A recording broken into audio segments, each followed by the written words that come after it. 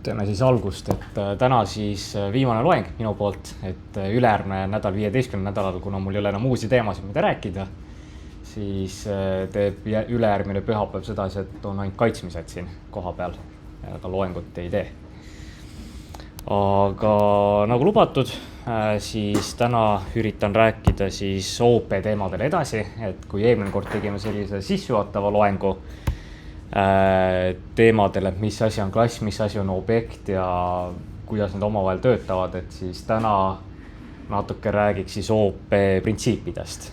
Täpsemalt siis käime läbi sellised teemad nagu pärilikkus, millest me rääkisime ka eelmine kord juba natuke, nagu lubasin täna pikemalt rääkida. Siis räägime polümorfismist, kapseldamisest, uurisin natuke Pythoni abstraktsiooni kohta ka. Siis ma võtan mõned maagilised meetodid läbi ja tutvustan teile sellist asja nagu enum ka. Pärilus või pärilikkus? Pärilikkus, inheritance. Pärilikkus on minu teada. Pärinevus, pärilikkus, see on ju sünonüüm minu teada. Väga hea, lähme edasi. Ja lähme edasi. Jah. Ehk siis pärilikkus, mis see siis olemuselt on? Inglise keeles see on siis, nagu mainisin, inheritance, ehk ta on nähtus, kus üks klass pärib siis teiselt klassilt omadusi. Ehk sisuliselt sul tekib selline alamklass, ülemklass suhe, vanem-laps suhe. Ning mida see võimaldab meile? Kuna alamklassis pärib ülemiselt klassilt igasuguseid omadusi, see tähendab seda, et ta saab endale kõik vanemklassi. Maris. Ta tahab klassi lahti teha. Klassi maailma teise kaks. Ei ole hullu. Tee siit seest lahti. Ja anna kaart tagasi. Tee uks ka lahti, muidu tuleb lukku tagasi. Oh, super. Aitäh. Mõlemad on õiged, väga hea, pärilikkus ja pärinevus. Okei, aga kuna siis alamklass pärib ülemklassilt mingid omadusi, see tähendab seda, et ta saab endale kõik vanemklassi atribuudid, muutujad, meetodid, kõik sellised asjad saab endale, siis mida pärilikkus võimaldab meil? Ta võimaldab meil koodi taaskasutada, ta võimaldab meil olemasoleva koodi muuta sedasi, et me seda originaalset klassi ei pea muutma, ehk sisuliselt me laiendame seda ülemklassi. No üldine kuju sellel on midagi sellist, et meil on klass parent, mille sees võib igasuguseid atribuute, meetodid olla ja siis kui panna klassi päisesse juurde sulud ja sinna sulgude sisse kirjutame mingi klassi nime, siis Pythonis tõlgendub inheritance'iks. Seda ülemklassi ja alamklassi suhe ma juba seletasin, et mida ta saab. Tuleme nüüd nende 3 punkti juurde tagasi, et need taaskasutus, muutmine, laiendamine. Ma olen siin mõned näited ka toonud, et alustame näiteks taaskasutusest. Et lähme selle class parent child'i näitega edasi, et kui me lisame parentile näiteks mingi meetodi juurde, antud juhul ma olen pannud meetodiks siis greet ehk kerge selline tervitamise meetod, siis kui me sellele koodi näitele peale vaatame, et child klassis sellest meetodist pole raasugi, see child klass koosneb ainult passist, aga kuna ta pärib parentilt omadusi, siis ta saab ka kõik need parenti omadused endale. Ehk kui child üritab seda greet'i välja kutsuda, siis tal on see meetod täitsa olemas, ta saab selle parentilt ja selle sisu tuleb ka parentilt. No siin on väike selgitus sellele. Siis järgmine punkt, muutmine, aga nüüd oletame, et me tahame et see child tervitab kuidagi teistmoodi. Siis meil on võimalik neid meetodeid üle kirjutada, et siis parentil ja childil on erinev käitumine antud olukorras. Et kui child kutsub seda greet'i välja, siis ta saadab mingisuguse teise sõnumi välja. Ning selle tulemusena tekib meile ka selline nähtus nagu polümorfism. Ehk mida polümorfism tähendab on see, et meil on samanimelised meetodid, aga need käituvad teistmoodi. See tulenebki enamjaolt sellest pärinemisest ja pärilikkusest. et jah, meil on 2 klassi, mõlemal klassil on sama nimeline meetod, aga jah, mõlemad käituvad erinevalt.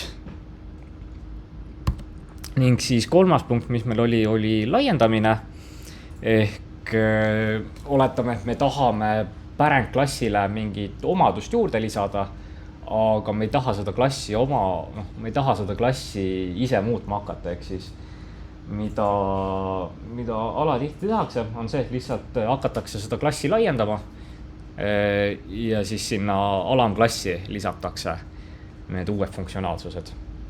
Ning siin ma olen ühe sellise väikse näite ka toonud, et lisasime selle play meetodi child klassile. Kui parent seda üritab välja kutsuda, tekib attribute error, kuna parent klass ei tea sellest meetodist mitte midagi. Aga kui child klassi kaudu seda välja kutsuda, siis on kõik lubatud. Aga sellest koodi näitest, et siin on üks selline keyword nagu super ka olemas. Et mida see super meil siin Pythoni või tegelikult üldsegi OP kontekstis tähendab, see super on teistes keeltes ka olemas. Et kui self viitab sellele objektil ise endale, siis mida super teeb, super viitab siis selle ülemklassi implementatsioonile.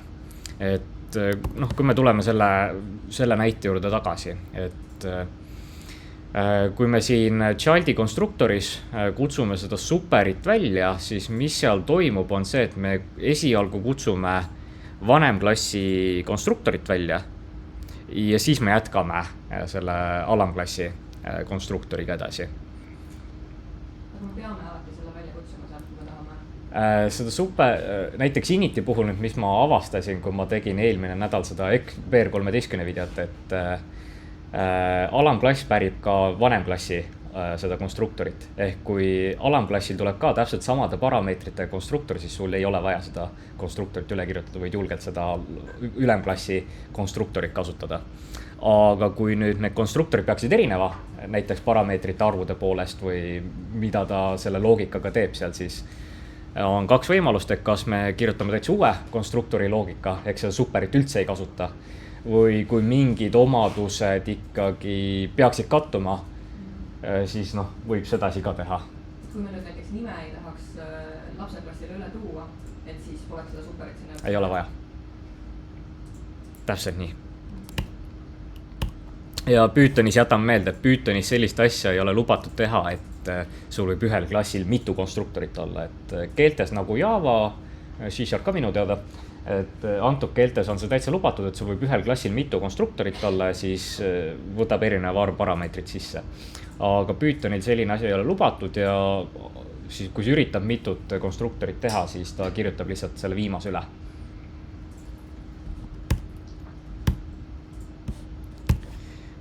Siis Python, veider nagu ta ka ei oleks, siis tal on neid pärilikkuse tüüpe mitu tükki. Ja siis ma avastasin siin ka, et siin on tegelikult üks asi, mis mulle isiklikult üldse ei meeldi, aga küll ma selleni jõuan. Miks mulle ei meeldi on puhtalt sellepärast, et taust, mis ma tulen, et mul on lihtsalt teiste keeltega harjumused olemas juba. Ja mõningad asjad, mida Python teeb, mulle üldse ei meeldi. See on see meetod overloading, kui tal on mitu konstruktorit? Jah, sisulist jah. Aga Pythonis meil on erinevad tüüpe pärimist, et esimene kõige basicum on siis single inheritance, et alamklass pärib omadusi ainult ühelt ülemklassilt. Ma arvan, et selle näite peale eriti nagu tähelepanu ei peaks panema, see on juba läbi käidud meil päris mitu korda. Aga nüüd järgmine asi, mis mulle ei meeldi. Multiple inheritance, et ma avastasin, et Python lubab pärida mitmelt klassilt korraga. Mihhail juba keksleb rõõmus seal. Et jah, et see on väga veider nähtus minu arust, et tegelikult mõned muud keeled lubavad ka seda, aga reeglina selline asi ei ole lubatud. Aga mida see sisust tähendab, et Pythonis üks klass võib pärida mitmelt ülemklassilt omadusi. Ja muidugi sa võid ette kujutada, et seal võib igasuguseid konflikte tulla, et Pythonil on sees olemas mingisugune mehhanism nimega MRO ehk Method Resolution Order, et mille järgi ta üritab siis paika panna nii milliselt ülemklassil ma seda meetodit peaks nüüd küsima.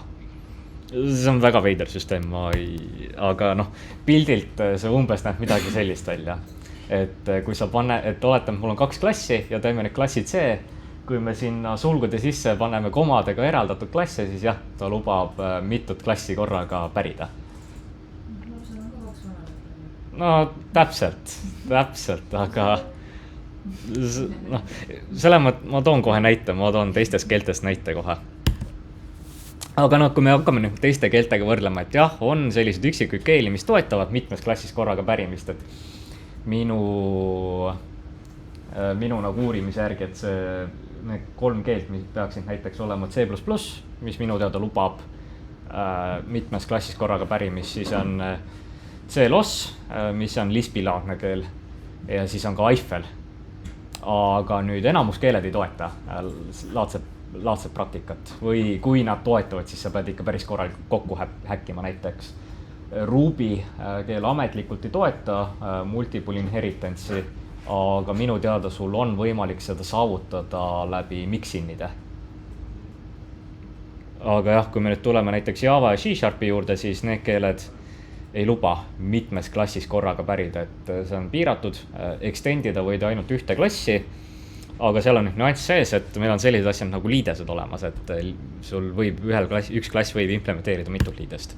Noh, toome nüüd väikse näite ka, et see on see sama näide, aga ma olen Javas üle toonud. Et meil on 2 klassi, nüüd see kolmas rida seal, et public class C, extends A, see on täitsa lubatud, üks klass pärib teisest klassist elemente. Aga kui me nüüd üritame teha sellist trikki, et public class D, extends A ja AB, siis selle peale, noh, üks asi on see, et see kood ei lähe tööle, teine asi on see, et see kood üldsegi ei hakka kompileerumagi, et Javad see compiler ütleb, et kuule, selline asi ei ole lubatud. Aga nüüd ma mainisin teile selliseid asju nagu liideseid ehk interface. Sisuliselt, mis asi liides on teistes keeltes on, et ta on nii-öelda leping.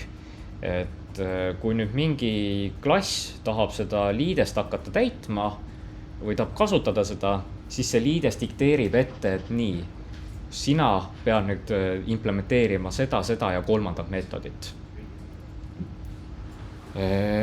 Python, tal on tegelikult sarnane asi olemas isegi läbi ABC mooduli ja typing protokolsi ka minu teada.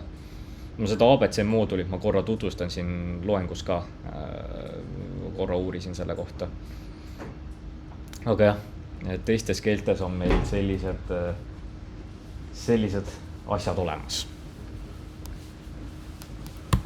Nüüd tuleme Pythoni juurde tagasi, et see on nüüd natuke loogilisem, et kui see multiple inheritance ei olnud loogiline, siis nüüd on meil selline asi nagu multilevel inheritance olemas ehk mitmekihiline pärimine, et siin on mulle ka märksõna pandud, et pärilikkus on Pythonis transitiivne. Mida see transitiivsus tähendab, on see, et ta hakkab sedasi jadamisi minema, et kui klass C pärib asju klassist B ja klass B pärib asju klassist A, siis järelikult C-l on ka asju klassist A olemas, ehk it all goes down the road jadamisi. Ning järgmine, tuleme tagasi selle multiple inheritance'i juurde, et nüüd on meil selline tore asi nagu hybrid inheritance. Ehk sisuliselt meil on võimalik neid kõiki eelnevaid pärilikkuse tüüpe omavahel kokku ka panna. Kas see segaseks ei lähe? Läheb, vägagi läheb.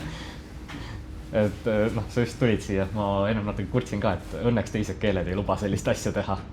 Et sul võib olla näiteks üks klass, mis pärib 2 klassist või 3 klassist korraga asju. Jah, et see läheb väga veidraks ära, nüüd ongi see, kui näiteks see klass D tahab mingit meetodit välja kutsuda, mis on ka kõigis nendes 3 klassis olemas, B, C-s ja A-s, et siis hakka välja mõtlema, millist hakkab välja kutsuma, mille järgi ta hakkab seda võtma. Et jah, Pythonis on mingi nagu mehhanism selleks sisse ehitatud, aga noh, Savalskartil ütleb, ma täpselt ei tea, kuidas see töötab, see on mingi maagia seal taustal. Kuidagi ta teeb ära, kuidagi see töötab, aga kas ma soovitan sellist asja teha? puht praktiliselt ei, pigem võiks vältida. Puhtalt juba sellepärast, et säästate endale peavalu igasuguste koodi refaktoreerimiste ja arusaamistega. Nii, aga pärilikkusega jah, et tal on eelised olemas, ta teeb koodibaasi modulaarseks, tähendab ka seda, et meil on võimalik koodi taaskasutada. Ning kui me tahame mingeid muudatusi teha, et selle asemel meil on üks suur koodklass, mis teeb kõik asjad ära meie eest, siis meil on see kood juppideks tehtud, mingid asjad on nii-öelda ära abstraheeritud, et siis muudatuste tegemine teoorias peaks väiksem olema. Kuid samas see pärilikkus toob koodi komplekssus sisse, klassid hakkavad omavahel rohkem tihedalt seotud olema ning nende kahe puhul on see, et kui sa üritad seda pärilikkust valesti rakendada, siis ta tekitab rohkem probleeme, kui ta lahendab. Ja selles viimases punktist, mul on paar internetist arvamusi ka ette toodud lõpetuseks pärilikkuse teemal, et natuke räägin ka sellest, et mis asi on kompositsioon ja mis asi on, kuidas see erineb pärilikkusega. Et pärilikkus järgib meil siis seda isa suhet ehk siis dog is a animal, car is a vehicle ehk mingi asi on mingi asi. Alamklass pärib ülemklassilt omadusi. Siis meil on teistpidi ka olemas, meil on kompositsioon olemas, mis sisuliselt tähendab has-ha suhet ehk ühel klassil on mingi teine klass olemas. Et autol on näiteks mootor olemas või tellimusel on kohe kindlalt mingi klient ka olemas. Et kuidas see koodis välja näeb? Koodis see näeks umbes midagi sellist välja. Et siin meil pärilikkusega üldse nagu seost ei ole mitte miskit, lihtsalt, et me kasutame ühe klassi sees teist klassi. Nüüd järgmise slaidi ma lasen teil natuke lugeda, et siin on ma tegin ennem natuke uurimist, et käisin igasugust internetifoorumid läbi, et puhtalt selle küsimusega, et inheritance versus composition, et kumba eelistatakse. Ja asi, mida ma olen tähele pannud ise ka aastate jooksul, on see, et tegelikult seda pärilikkust sellel eesmärgil, et koodi taas kasutada, üritatakse ikkagi vältida. Et see pärilikkus tuleb kasuks siis, kui sul on polümorfismi vaja saavutada, aga muudel juhtudel ütleks, et see pigem teeb sul selle koodibaasi raskemini arusaadavaks, segasemaks. See on selline tööstuses lihtsalt vaatepunktid, mis ma olen tähele pannud aastast aastasse. Et ma ei taha sellega öelda seda, et pärilikkus halb on, tal on oma use case'id olemas, aga kui seda kasutada, siis sellel peab ikkagi mingi nii-öelda õigustus olema või peab mõistlik olema nii-öelda, et pärilikkus selle asja nimel, et ma lihtsalt tahan koodi taaskasutada, ei näe otsest mõtet. See sama esimene arvamus, kui polümorfism oli see, et sul on samanimeline funktsioon, on kahes kohas defineeritud. Mis on see use case, kuidas ta on useful design principle? Mis sa selle all mõtled, et ma sain sellest aru et polümorfismi näide, sellest sain aru. See võib olla problemaatiline, aga kus on see nii-öelda kasulik use case, et on samanimeline funktsioon erineva sisuga? Mõtlen, esimene näide, mis mulle kohe pähe tuleb, on näiteks igasugused tehase meetodid näiteks, et selles aines me ei räägi sellest, aga järgmises aines, mis on see Ago ja minu arust Kalmo ka räägib nendel teemadel, et näiteks üks ülesanne, mis ma tegin nüüd Java kursusele, Ago kursusele on see, et me käime läbi igasugused need disainimustrid, mis tulenevad Gang of Fouri design patterns'i raamatust. Ja siis üks muster seal on sellise nimega nagu factory meetod. Või isegi mitte factory meetod, vaid pigem ütleks strateegia muster sobib ka siia, et oletame, meil on veebipood. Veebipoes on erinevad maksemeetodid ja igal maksemeetodil on mingi oma lähenemine või et kuidas seda makset peaks läbi viima.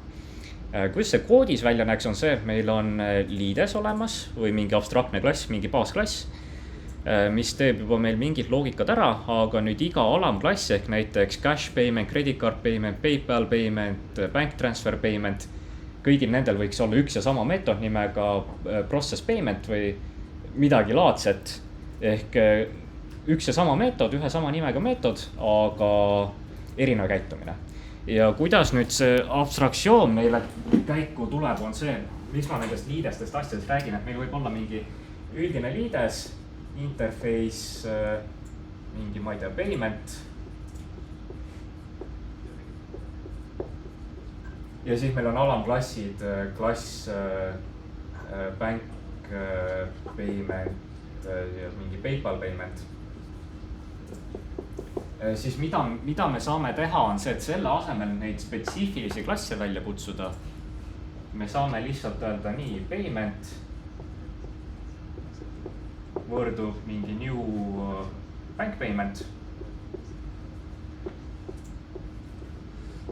Ning kuna need klassid implementeerivad seda interface'i, siis ja selles interface'is on ainult üks meetod nimega process, siis meil, et kuna me kasutame sellist syntaksit, et me kutsume, et me määrame tüübiks selle üldise payment'i, siis mis meil toimub, on see, et kõikidel nendel bank payment'itel, PayPal payment, neil on üks meetod olemas, process.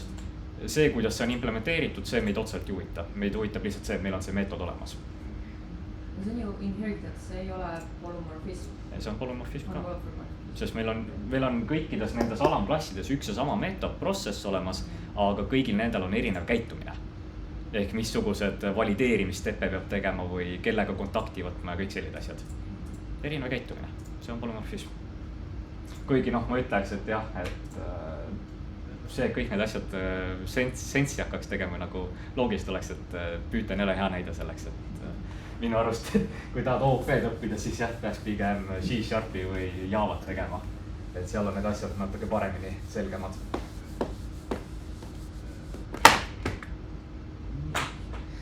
Ja siis selle pärilikkuse teema lõpetamiseks mul on üks teine pärilikkuse mõiste ka. Et arendusmaastikul on 2 tüüpi pärilikkust.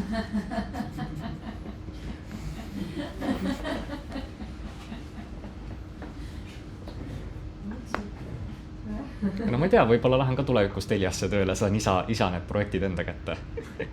Kunagi ei tea. Nii, aga sellega on see pärilikkuse teema läbi. On teil selle kohta veel küsimusi enne, kui ma edasi liigun?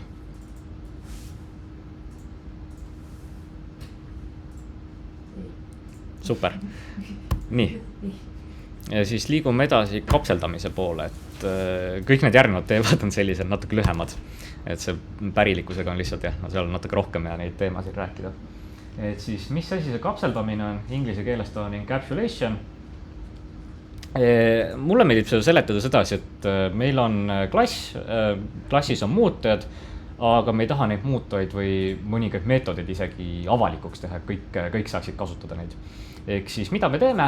Me lihtsalt peidame need ära ja kui meil on mingi reeglid paika pandud, et kuidas neid muutujaid võiks nagu kasutada, et siis nende jaoks me lihtsalt loome välised liidesed. Teistes keeltes me saame seda saavutada sedasi, et meil on olemas selle jaoks eraldi asjad nagu access modifierid. Ja getsetterid, jah. No getsetterid me saame siin ka teha. Aga ma tahan sellest access modifieritest natuke rääkida, et kui meil teistes keeltes on sellised asjad nagu private, public, protected'id olemas, siis Pythonis meil otseselt ei ole, aga naming conventionitega on võimalik seda saavutada ikkagi.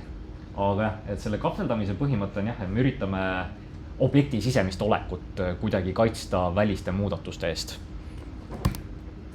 No siin ma olen ühe näite toonud, et nendele public, protected, private itele sellised analoogid Pythonis on see, et kui me tahame publicut, siis me nimetame asja nii nagu harjunud oleme. Kui me tahame protected muuta, et siis me paneme ühe alakriipsu muuta nimel ette. Ja kui me tahame private'i teha, siis me paneme 2 alakriipsu ette. No, ja kui me nüüd üritame neid välja kutsuda, siis nende esimese 2 puhul ta laseb seda teha, kuigi kui te näete, et mingil muutujal on üks alakriips sees, siis see peaks pigem olema indikaator, et sa ei tohiks seda otse välja kutsuda või sa ei tohiks seda väljaspool klassi konteksti kasutada. Aga nüüd, kui üritada seda 2 alakriipsuga muutujat välja kutsuda, siis ta ütleb, et attribute error, ta ei tea, mis asi see on. Ning... seal on niimoodi, et on 1 alakriips ja vahest on 2 alakriipsu. Mis on vahe? Ühega me anname märku arendajale, kuule, et sa ei tohiks seda väljaspool kasutada, teisega me teeme kindlaks, et ta ei saa kasutada. Okay. Et siis on parem kasutada 2? Mina kasutaks 2, ma sellel ühel otseselt mõtet ei näe. Okay. Kujuta ära, et sa nagu toodad see 1 üldse nagu välja, et noh. Ja no ta eksisteerib. Ta eksisteerib, aga nagu kui ta otseselt keelatud ei ole, siis nagu see eeldab seda, et programmeerija teab ja mõtleb selle peale. No Python ongi väga palju selle peale üles ehitatud, et isegi need type hindid, et jah, mingi tüüpimissüsteem on olemas soovituste näol, aga kas see takistab seda arendajat otseselt, et ta üritaks midagi muud sinna sisse pigistada? No pigem ei takista ju. Et ta lihtsalt näiteks PyCharmis jah, hoiatab, et kuule, et sa ei tohiks kasutada seda, aga programm läheb ikkagi tööle nii, nagu peaks. Ja siis noh, kui me nüüd peidame need muutad ära selle 2 alakriipsuga, et siis kuidas neid kätte saada, siis juba nagu mainitud, meil on need getterid ja setterid olemas, ehk see on see liidese koht, et me loome eraldi liidesed selleks, et andmeid kätte saada või andmeid muuta. Kas ta siis nagu seda muutujale otsa saad panna get setterit, seda varianti ei ole? Selle juurde ma tulen. Pythonis on see võimalus olemas. Aga noh, ma natuke räägin siin juurde ka, et miks need getterid, setterid võib kasulikud olla, on see, et oletame, et näiteks set salary'ga, noh, ilmselgelt me ei saa inimesel ju palka panna seda, siis ta peab peale maksma. Et igakuine palk on -100 €, et siis noh, tulemus on see, et maksad, et tööl olla. Noh, sellist asja ei tohiks võimalik teha alla, et siis paneme sellel set salary'le tingimus ette, et nii, saar peab olema suurem kui 0 ja alles siis ta lubab seda arvu seal muuta. Et see setterid on selles mõttes ka kasulikud, et me saame ära piirata, et mis tingimustel mingeid muutujaid muuta. Pythonis üks asja korral lombokid Javas on? Ei ole. Ise tekitab need? Ei ole. Aga nüüd üks asi, milleni ma tahan jõuda, on selline asi nagu property. Ehk see on see, mida sa korra mainisid, et kas meil on võimalik otse selle muutuja nimele need getterid, setterid teha. Ja on, meil on selline dekoraator nagu property olemas, et me esialgu määrame või kirjutame selle privaatse muutuja ära, siis me tekitame selle muutuja nimelise meetodi koos property dekoraatoriga. Ja siis me saame sellele meetodile setteri juurde kirjutada. Ehk tulemusena, mis nüüd on see, noh, seal paremal nurgas see koodi näide, me saame läbi selle muutuja nime nii gettida kui ka settida. Tundub ikkagi suht... Boilerplate. Ta on, aga noh, võimaldab. See on lihtsalt alternatiiv getteritel, setteritel, et selline asi on võimalik Pythonis. Teistes keeltes on ta kompaktsem ja... No siin näiteks Javas jah, sul on võimalik record klassid teha, sul on võimalik lombake kasutada, siis C-Sharpis üleüldse sul on need, kui sa mingeid asju deklareerid, sul on võimalik automaatselt öelda, et nii, tal on get ja set ka olemas. See record on suht uus asi, ma ei mäleta, minult tuli mis versioonile. Javas 17 minu teada või kuskil seal kandis. Aga noh, see record ta on kasulik ainult nagu andmete ühes kohas teise tassimiseks, et rekordi puudus on see, et sa saad teda initialize ida, aga sa ei saa teda muuta.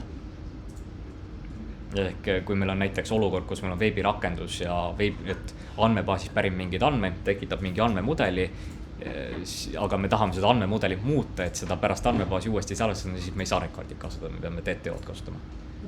Ehk siis, kui me property't ei kasuta, siis peaks meil olema, et siis me seda prindi asja me teha ei saaks, siis meil peaks olema see eraldi veel meetod, kus me siis... No siis me tuleme ringiga selle juurde tagasi, et siis on meil getterid, setterid jälle. Lihtsalt, et praegu on see, et ma saan selle property kaudu määrata ära, et jah, see muutuja on seotud selle nagu privaatse muutujaga, noh, see meetod on selle muutujaga seotud ja ma saan talle siis need omistamise ja kasutamise käitumise ka juurde kirjutada. see on sisuliselt see, kuidas oled, noh, võtame näiteks mõne sõne ette või kõiksugune Pythonisse sisse ehitatud andmetüübid, kus on need samad operatsioonid olemas, töötab täpselt samamoodi, on täpselt nende propertite peale üles ehitatud. Nii, kahjuks me vist neid asju siin kursusel ei nõua, et need property on tegelikult väga toredad asjad, aga me vist oleme läinud seda teed pidi, et ülesannetes on pigem need getterid, setterid, mis on mõnes mõttes mõistlikum, kuna need getterid ja setterid on sellised keeleagnostilised, on vist see õige sõnastus, et nad on universaalsed. Kõikides prokekeeltes saab neid getterid, setterid kasutada, aga kui me näiteks lähme seda propertite teed pidi, noh, see on Pythoni spetsiifika ja ma ei ütleks, et esimese kursuse proge aine eesmärk on keskenduda keelespetsiifikale, vaid pigem peaks olema see, et õpime progemist, mitte Pythonit. Ja siis abstraktsiooni kohta, noh, ingliskeelne tõlge obvious abstraction, aga abstraktsiooni põhimõte on siis peita mingit funktsionaalsust kasutajast.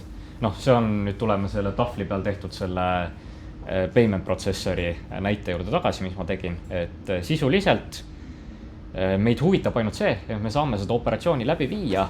See, kuidas seda peaks nüüd läbi viima, see meid otseselt ei huvita, aga meid huvitab ainult see, et meil on selline asi olemas. Ma olen siia küll kirja pannud, et see vähendab programmi keerukust, aga siin on jälle see hiiumärk, et väga paljud ütlevad, et liiga palju abstraktsiooni teeb jällegi programmi väga raskesti loetavaks. Et see on jälle see, et selliste asjadega pead selle tasakaalu leidma, et liiga raskeks ka ei tohi asja ajada. Aga nüüd abstraktsiooni Pythonis, et jah, meil ikkagi Pythonis on selline asi olemas, seda saab saavutada ABC mooduli kaudu. Ja mida see ABC moodul meile peamiselt pakub, ongi siis abstraktseid klasse ja meetodeid. Mis asi on abstraktne klass ja abstraktne meetod? Abstraktne klass on siis klass, milles me ei saa objekti teha. Ehk me kasutame seda sisuliselt selleks, et mingi baasklassi valmis ehitada, aga nüüd seda baasklassi ennast me initialize'ida või sellest objekti luua ei saa. Ehk me saame seda baasklassi kasutada selleks, et mingeid alamklasse edasi tekitada, luua. Ehk jah, me kasutame seda abstraktset klassi sisuliselt šabloonina. Ning abstraktne meetod on siis meil see nii-öelda leping, et kõik alamklassid peavad seda implementeerima hakkama. Ja siin on väike näide ka sellest, et peame seda ABC moodulit sisse importima, siis klassi loomiseks me peame pärima ABC klassi. Ja kui me tahame teha nüüd abstraktset meetodit, siis me peame seda abstract meetod dekoraatorit kasutama. Sisuliselt, mida ta teebki, on nüüd see, et kui keegi üritaks seda animal klassi luua, siis ta viskab errori, ütleb, et kuule, sul on abstraktsed meetodid, mida sa ei ole implementeerinud. Et peaksid mingi alamklassi näiteks tegema või implementatsiooni kirjutama. Noh, ja implementeerimine siis on nagu pärimine ikka, et pärime selle klassi ära ja kirjutame need meetodid üle.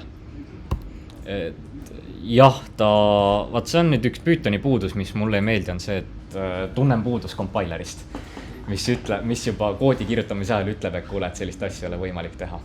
Et kui me tulemegi jälle mingisugust Javad asjade juurde, siis seal viskab igasugused punased jooned errorid ette. Nii, sa üritad siin extendida abstraktset klassi, aga seal sees on meetodid, mida sa ei ole implementeerinud, ehk su koodi hakata isegi kompileerima, enne kui sa midagi tee. Siin on lihtsalt see, et ta viskab errorisse alles siis, kui sa oled selle koodi tööle pannud. See on nende integreeritud keelte suur miinus, et sa pead kuni sinna faasini jõudma, et see alles error. Ja noh, see ongi see, et jah, mida ma eelmine loeng ka mainisin, et jah, abstraktsioon on Pythonis olemas, aga ta ei ole täpselt see, mida nagu sooviks. Et jah, tal on puudusi. Python, mis peaks errorit on... Jah, sest ta on ikkagi Pythoni jaoks disainitud ide. Aga kui sa nüüd oled näiteks mingi Visual Studio koodide või asjade peal, siis pigem ei viska errorit. See muidugi sõltub kõikidest need extensionitest ka, sest näiteks Visual Studio koodil need Java extensionid küll juba hoiatavad ette compiler errorite kohta, et mis kohe kinnad läbi ei lähe. Aga need Pythoni extensionid ei tee seda, vaid mingi väga sellised algelisi asju hoiatavad ette. ja selle abc klassiga siis teoorias on võimalik ka sellist liideselaadset asja korda saata, mis meil teistes keeltes on.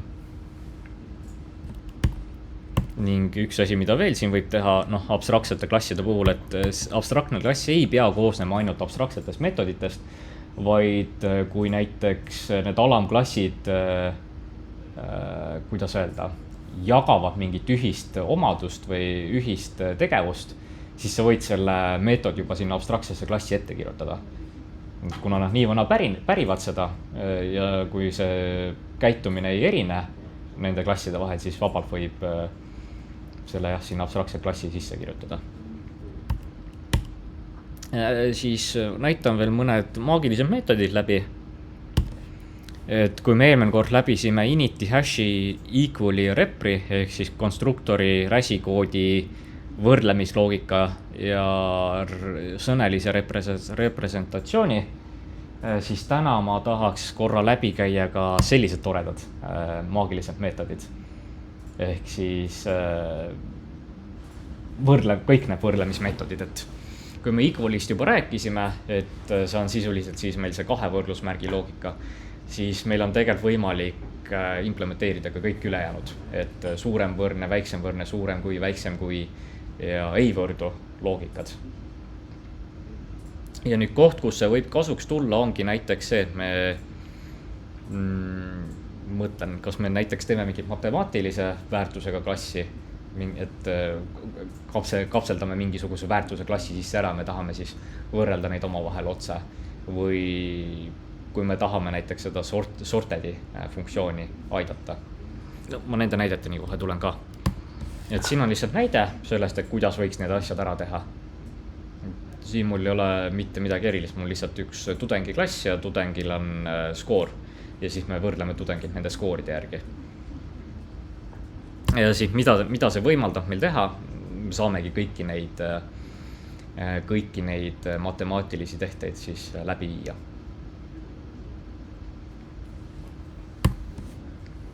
Ning sortedi puhul, noh tegelikult sortediga on üldse sedasi, et sul tegelikult piisab ainult ühest sellest sorteerimisfunktsioonist. Et kui näiteks meil on equals on paigas ja me kirjutame juurde ka less than'i, et siis see sorted suudab juba oma tööd teha korralikult. Ja kus need Thunder meetodid võib kasuks tulla sorteerimisel ongi nüüd see, et selle asemel me peaksime seda lambdat kasutama, eraldi nagu ette talle andma nii, mille järgi hakata võrdlema neid tudengeid, siis me võime lihtsalt oma need meetodid valmis kirjutada ja nüüd me saame sortedi niisama välja kutsuda, ta automaatselt paneb juba paika vastavalt sellele loogikale, mis me sinna klassi sisse kirjutasime. Sellel lambdal muidugi on omad kasud olemas, ta on kasulik siis, kui me täpselt ei tea, mille järgi me peaksime seda objekti võrdlema hakkama. Aga kui me teame, et nii 9 korda 10 me peaksime kogu aeg seda objekti võrdlema nende parameetrite järgi, noh, siis ma ütleks, et pigem oleks loogiline see võrdlemismehhanism sinna klassi sisse juba kirjutada.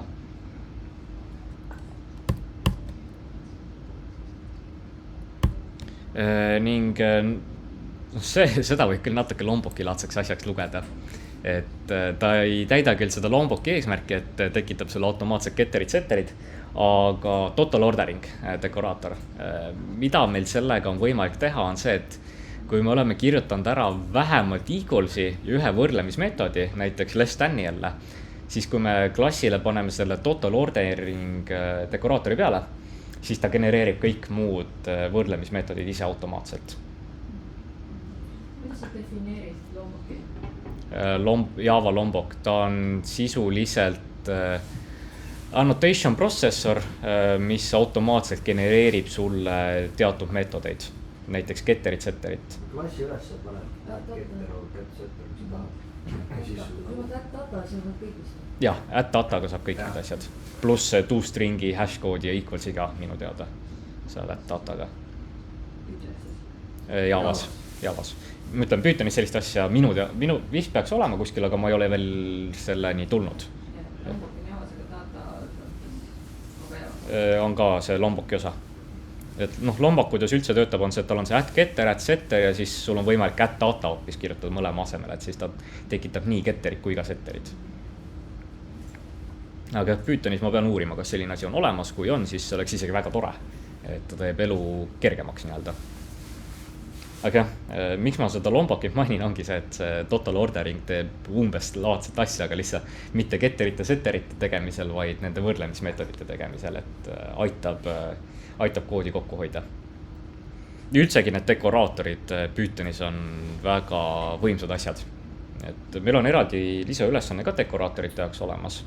Et kui vähegi aega üle jääb ja tahad sellist natuke süvitsi, vaata nende enamus nende suuremate lisaülesannetega on see, et nad on mingi süvitsi teemale seotud, et mingi näiteks, kus võtta, et näiteks see PIS ülesanne on matemaatikale seotud, siis meil on mõned, siis meil on see närvimudeli või masinõppemudeli loomisülesanne või mingi ennustusmootori ülesanne, siis dekoraatorite ülesanne põhineb puhtalt Pythoni funktsionaalsusel ja sellisel väga kasulikul Pythoni funktsionaalsusel. Jah, teda on raske saavuta või esialgu on sellest raske aru saada, kuidas need dekoraatorid toimivad.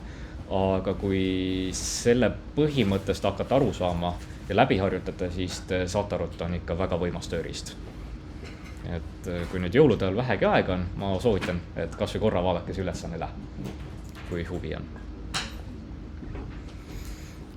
Ning viimane asi, mis ma siin läbi võtan, on ka enum, sest ta on meil, ma nüüd ei mäleta, kas X14 on enumik kasutusel või X13, aga ma tean, et projektis on kohe kindlalt enum sees. Ning siis, mida see enum on? Ta on siis nii-öelda eriline klass, mille eesmärk on tähistada ainult konstantseid väärtusi. Ehk, me teeme seda selle eesmärgiga, et koodi kergemini hallatavaks teha, et kui meil on mingi, tegelikult ma toon järgmise slaidi kohe näiteks, et kui meil on mingi teatud hulk kindlaid väärtusi, näiteks värvide puhul meil on ju kindlad värvid olemas, punane, roheline, sinine, siis selle asemel, et neid igal pool eraldi välja kirjutada, me võime selleks klassi teha, extendida seda enumi kaudu ning selle järgi me siis määrame paika, et nii, et need on meil nii-öelda teatud väärtused, kogu aeg üks ja sama asi. Need on konstantsed väärtused. Et, ja mida need enumid võimaldab meil teha, nagu ma ütlesin, võimaldab meil koodi kergemini hallatavaks teha, siin on üks hea näide selle kohta. Et oletan, meil on mingi klass, klassil on mingi värv olemas, ja nüüd me saame lihtsalt, ütleme nii, et selgemas inglise keeles küsida, et nii, kas värv on sama või ei ole. Ning mis ma selle viimase näitega tahan öelda, on see, et ta on ikkagi mõnes mõttes tüübikindel. Ehk jah, kuigi meil siin on pandud, et red võrdub 1, siis see võrdlus siin, et color red võrdub 1 ikkagi ei vasta tõele, et ta mingil määral enumid on ikkagi tüübikindlad. Müütest peab ka kindlasti number olema? Ta võib ükskõik mis asi olla, aga nüüd ma tahan järgmise slaidiga, ma tahan see on ka mul viimane slaid, et ma tahan üht sellist head tava näidata, et sa võid ette kujutada, et kui sa peaksid käsitsi sedasi need väärtused panema 1, 2, 3, 4, 5 või ükskõik mida, et kui see teine pool väärtusest mingit tähtsust ei oma, siis mida mina soovitan teha on pigem, et lase automaatselt genereerida. Seda varianti ei ole, et sa lihtsalt defineerid need nimed ja ta paneb nüüd ise või sa peadki kogu aeg auto taha panema? Ja sa pead kogu aeg auto taha panema, et jah, Python nii üles ehitatud ka ei ole, nagu teiste keeltega harjunud olema. Aga need enumid on jah, sellised toredad asjad. Igal keelel on muidugi oma arusaam, mis asi enum on. Et näiteks C-Sharpis enumid on lihtsalt konstantsed väärtused, et mingid placeholderid nii-öelda, aga Javas enum on omaette klass. Javas enumitega saad igasuguseid veidraid asju teha.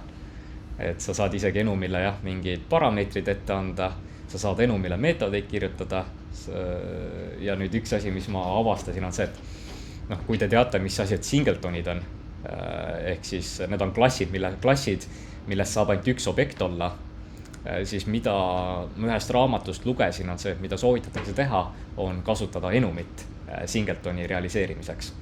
ja seda sellel põhjusel, et Java, kuna ta ongi selline eriline klass, mida saab ainult üks instants olla, siis Java compiler teeb juba mingi nagu hulgas tööst ära sinu eest, et kindlaks teha, et jah, sellest singletonist saab ainult üks eksemplar olla.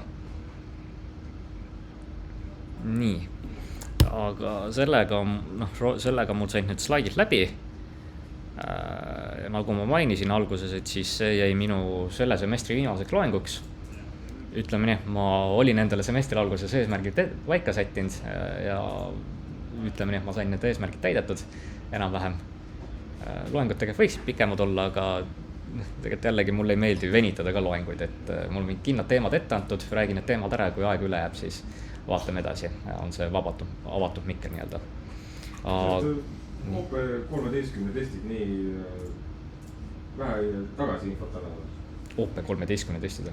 Selle ülesandega oli üldse natuke veider, et algusena see ülesande autor oli natuke valesti aru saanud, et tema arusaam oli see, et see oleks pidanud nagu puhta vaba OP olema, ehk te kirjutate koodi ja testid.